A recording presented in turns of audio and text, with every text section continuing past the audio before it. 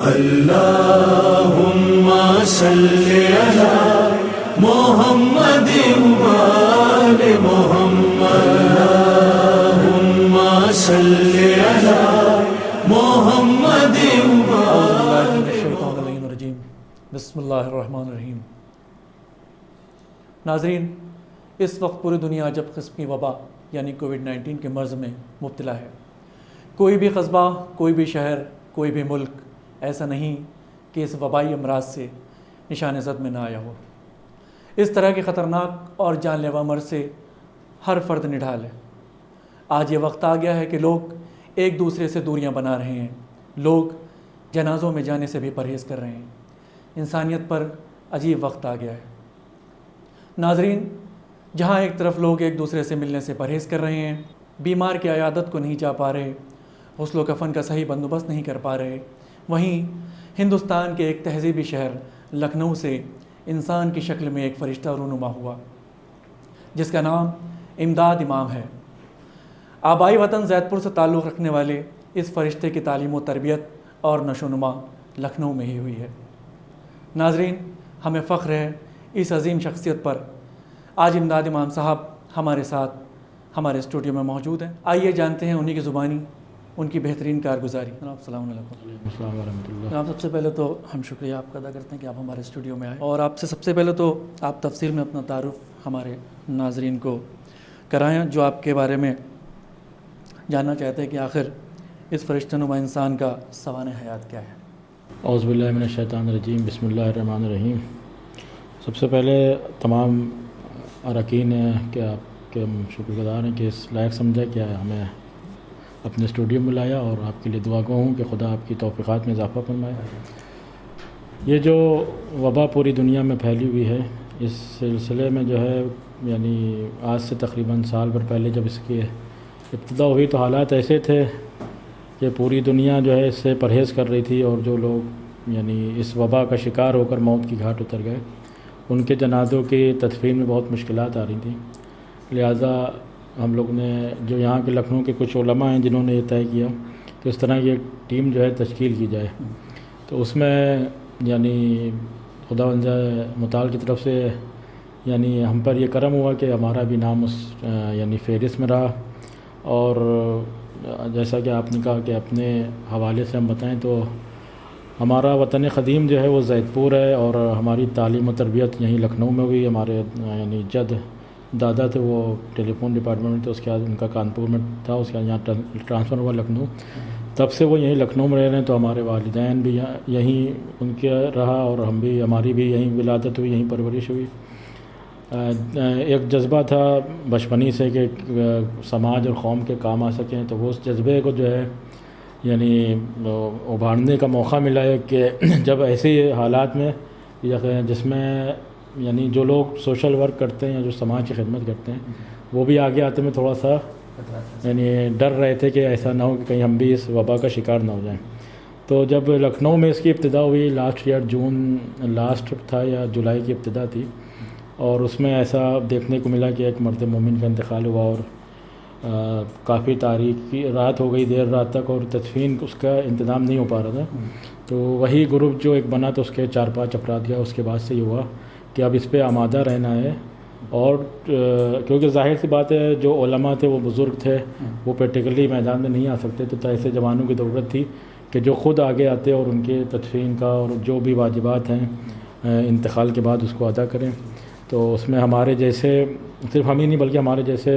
تقریباً 15 نوجوان ایسے تھے، جوان ایسے تھے کہ جو آگے اور انہوں نے اس کا ذمہ اٹھایا، اور مسلسل یعنی مومنین کی تدفین جو ادھر ہو رہی تھی، یعنی جو انتقال ہو رہے تھے اور ان کو کورونا سے متاثر تھے تو ان کی تدفین کرائی گئی۔ اور اس کے بعد پھر کیونکہ ہم لوگ جس ملک میں رہتے ہیں وہاں پہ اکثریت جو ہے وہ غیر مسلم کی ہے، تو ان کے یہاں بھی جب یہ مشکلات ہوئیں تو ہم لوگ نے اخلاقی اور انسانی فریضہ سمجھا کہ اگر ایسا ذہن میں ہم لوگ کے آتا ہے کہ ان کے یہاں نہیں ہو پا رہا ان کا انتم سنسکار یا جو آخری رسومات ہوتی ہیں تو اس کو ہم لوگ ادا کریں۔ جناب، ہندوستان کے حالات دن بدن بدتر ہوتے جا رہے ہیں۔ اس خطرناک بیماری سے وصال کر چکے مرحومین کو جہاں لوگ تدفین کرنے کے لیے فکر کر رہے ہیں، کہ کیسے ان کو غسل و کفن اور جو میت کے ارکان ہیں ان کو کیسے پورا کیا جائے۔ وہیں آپ گزشتہ برس سے اس نیک کام میں بنا کسی خوف کووڈ گائیڈ لائنز کے مطابق لگاتار ان کی تدفین کرا رہے ہیں۔ یہ جذبہ آپ کو کہاں سے حاصل ہوا؟ دیکھیے، یہ جذبہ ظاہر سی بات ہے، اگر انسان مومن ہے تو وہ اہل بیت علیہ الصلوۃ والسلام ہی کے در سے جذبہ آتا ہے کہ جہاں پہ لوگوں کی مدد کرنا، کیونکہ ہم نے جس کو اپنا امام مانا ہو اس نے جو ہے سب اس کے اسی یعنی بات سے لوگوں کو اندازہ ہوا کہ ان کی شہادت کے بعد لوگوں کو پتہ چلا کل تک جو ہماری مدد کر رہا تھا کوئی اور نہیں تھا بلکہ وہ امام علیہ الصلوۃ والسلام تھے۔ تو وہ جذبہ در اہل بیت سے ہی ملتا ہے ہمیں کہ لوگوں کی مدد کرنا، اور ایسے حالات میں کہ جب کوئی نہ آئے اور جو آگے آئے تو یقیناً اگر اہل بیت کے ماننے والا انسان ہے تو اس کو آگے آنا چاہیے۔ یہ ایسے امور ہیں کہ جس میں یعنی جو ہمارے بزرگان ہیں انہیں بھی یعنی ایک فخر ہوتا ہے کہ ہم نے جس یعنی اولاد کو سپرد کیا ہے سماج کے، وہ سماج کی خدمت کر رہا ہے یا قوم کے کام آ رہا ہے۔ اس طرح جزاک اللہ مولانا، خدا آپ کو جزا دے اس کا۔ جناب، سب سے پہلے آپ نے یہ نیک کام کی جب شروعات کی تو آپ کے ساتھ کیسے لوگ جڑے؟ ظاہر سی بات ہے کہ ایک شخص سے یہ کام تکمیل تک نہیں پہنچا جا سکتا، ان برادران کے بارے میں ذرا ہمارے ناظرین کو بتائیں۔ یہ جو لاسٹ ایئر جب ابتدا ہوئی تو ہم لوگوں نے غالباً مہاراشٹر کا کیس سنا کہ وہاں پہ جو مومنین یا مسلمین کا انتقال ہو رہا ہے اس وبا میں، ان کو ایسے ہی لے جا کے دفن کیا جا رہا ہے، نہ نماز ہو رہی ہے، نہ ان کا کفن ہو پا رہا ہے، نہ کچھ۔ تو یہاں کے کچھ علماء تھے کہ جنہوں نے یہ طے کیا کہ یہاں کے لیے کچھ ایسی ایک ٹیم تشکیل دی جائے کہ جو یہاں کے اگر ایسا کوئی لکھنؤ میں خدا نہ کرے اگر کوئی مرد مومن انتقال کرتا ہے تو اس کا کیسے تدفین ہوگی اور کیسے تشییع جنازہ اس کا ہوگا۔ تو ایک واٹس ایپ پہ گروپ بنا تھا جس میں پورے ہندوستان کے علماء اور جو یعنی سماج اور قوم کی خدمت افراد کرتے ہیں، جو ایکٹیو لوگ تھے، ان کو جوڑا گیا۔ لیکن جب انتقال ہوا تو ظاہر سی بات ہے کہ گروپ میں تو اب سوشل میڈیا بہت سے افراد ایکٹیو رہتے ہیں، لیکن میدان عمل میں جو ہے وہ کم افراد، جیسے جب انتقال ہوا تو اس میں 4-5 افراد آئے، دوسرا انتقال ہوا وہی 4-5 افراد، تو ایسے یعنی ہم لوگ تدفین کراتے رہے۔ اس کے بعد پھر تدفین میں ایک سب سے اہم چیز تھی کہ ہم لوگوں کو جو گائیڈ لائن تھی اس کو بھی فالو کرنا تھا، اور کئی جگہ اور ابھی بھی یعنی شرعی مسئلہ اور گائیڈ لائن آپس میں ٹکراتے ہیں، تو وہاں پہ جو ہمارے مجتہدین ہیں ان سے کی طرف علماء نے رجوع کیا، تو ان کا بھی یہی یعنی حکم تھا اور ان کا یہ فتویٰ تھا کہ جتنی آسانی سے اور جو عمل آپ انجام دے سکتے ہیں، جو واجبات ادا کر سکتے ہیں، اس کو آپ انجام دیے۔ جہاں پہ آپ کو مشکل آ رہی ہے وہاں پہ جیسی ہو اس طرح سے دفن کر دیے۔ جیسے شروعات میں جب انتقال ہو رہے تھے تو جو اس یعنی کور میں باڈی آتی تھی اس کو بھی کھولنے کا نہیں تھا گائیڈ لائن میں، تاکہ جیسے آئے گی ویسی دفن ہو جاتی تھی۔ تو ایک سخت مرحلہ تھا گھر والوں کے لیے کہ جو آدمی 10-12 دن سے ایڈمٹ ہے اور بغیر اس کے آخری دیدار کے ایسے ہی دفن کر دیا جائے، تو وہ مرحلہ بھی بہت یعنی ایک دردناک رہتا تھا۔ تو اس طرح کا ہوا پھر، لیکن یہ کہ گائیڈ لائن میں تھوڑا سا انہوں نے ترمیم کی، ایک آدھ کیس ایسے ہو گئے کہ چہرہ کھول سکتے ہیں۔ جب چہرہ کھولنے کی پرمیشن آئی تو ہم لوگ نے یہ طے کیا کہ جب چہرہ ہی کھول سکتے ہیں کیوں نہ ایک اور یعنی حکم جو ہے وہ انجام دے دیا جائے، اور تیمم انسان یعنی باڈی کر دیا، جو کہ غسل ہوگا تو پورا اتارنا، پوری باڈی کور ہٹانا پڑے گا، لیکن تیمم یہ ہے کہ چہرہ ہی سے انسان کا جو ہے وہ ہو سکتا ہے، تو لہٰذا تیمم کا ہم لوگ کرانے لگے اور وہ ٹیم۔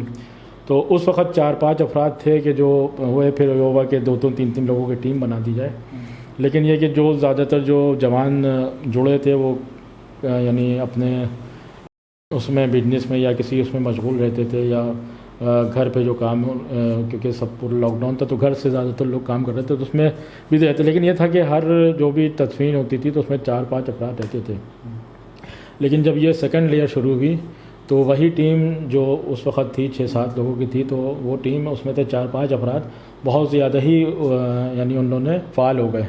اور تقریباً یہ مارچ سے لے کر اور اپریل لاسٹ تک کے جو تدفین ہوئے اس میں وہ لوگ، پھر یہ ہوا کہ جو ہم لوگ خدمت انجام دے رہے تھے تو کسی کے گھر کا کسی کا انتقال ہوا تو اس نے ہم لوگ کے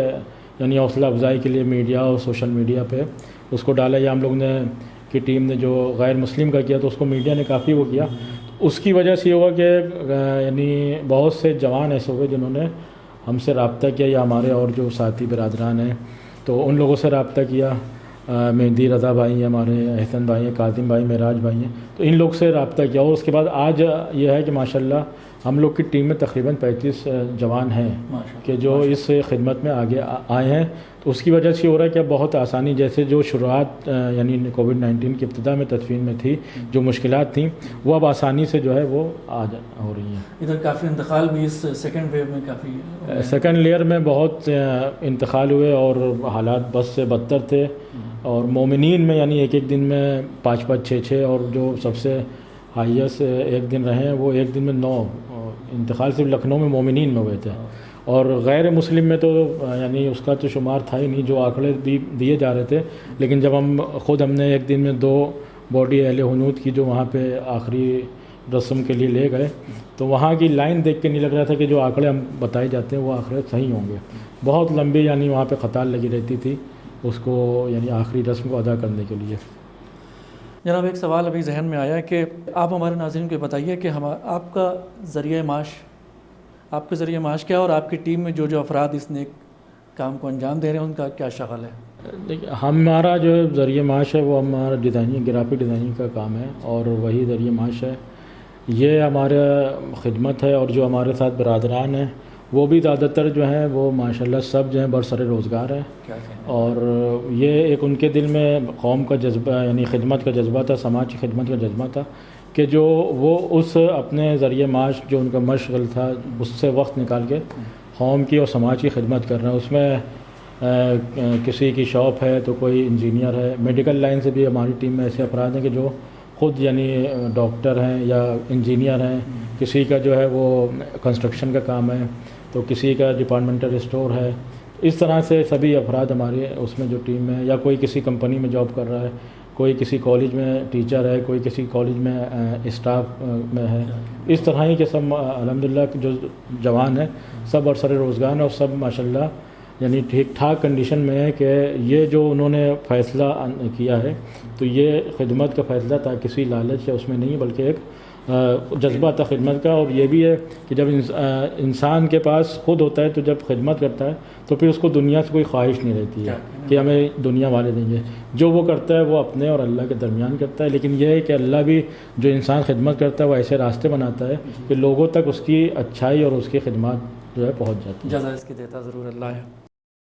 ابھی جیسا آپ بتا رہے تھے کہ اہل حنوت کے لیے آپ نے، تو ہم نے دیکھا تھا کہ ایک اہل حنوت مجھے محلہ نہیں یاد آ رہا ہے، تو آپ نے ان کے بھی تدفین مطلب ان کا انتم سنسکار وغیرہ کیا تھا، تو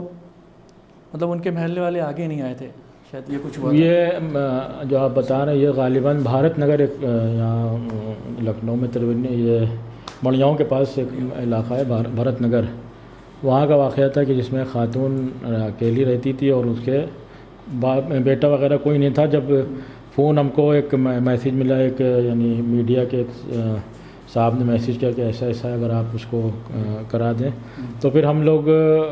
ہم اور ہماری ٹیم کے ایک برادر ہیں معراج حسین صاحب، تو ہم لوگ وہاں پہنچے۔ جب وہاں پہنچے تو کنڈیشن بہت خراب تھی اس کی،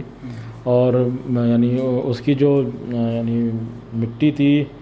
ڈیڈ باڈی تھی، اس کو دیکھ کے یہ اندازہ ہو رہا تھا کہ اس کو 4-5 دن ہو گئے اس کے یعنی ڈیتھ ہوئے۔ تو معلوم کیا کہ لوگ کیوں نہیں آ رہے، تو وہ اس وجہ سے نہیں آ رہے تھے کہ یہ اس میں جو تھیں کووڈ-19 کی علامتیں تھیں، بخار تھا، یہ سب چیزیں تھیں، اور اسی کے بعد اس کا انتقال ہوا، لہذا یہ لوگ اس کے قریب نہیں آ رہے تھے، اور محلے کے لوگ نہیں آ رہے تھے، پلس جو ان کے یہاں اوپر کرائے پہ لوگ رہتے تھے وہ بھی گھر چھوڑ کے چلے گئے تھے، دور چلے گئے تھے۔ تو میں نے کافی یعنی اس میں بہت دردناک حادثہ تھا کہ باڈی جو ہے 3-4 دن گھر میں پڑی رہی، اور محلے والے بھی نہیں آئے، نہ کوئی خاندان، نہ اس کے کسی عزیز کا پتہ چل پا رہا تھا۔ تو ہم اور ہمارے برادر معراج صاحب گئے، اور انہوں نے وہاں پہ ایڈمنسٹریشن کی مدد سے پھر اس کو ان کی ڈیڈ باڈی کو پیک کر کے اور انتم سنسکار کے لیے بھیجا۔ اس طرح ایک طرح پوری طرح سے آپ نے انسانیت کے دفاع کی، بہت بہت شکریہ جناب آپ کا۔ ہمارے ساتھ یہ تھے عالی جناب امداد امام صاحب، جو کہ اس جان لیوا وبا میں اپنے کار کو بنا کسی خوف کے بخوبی انجام دے رہے تھے،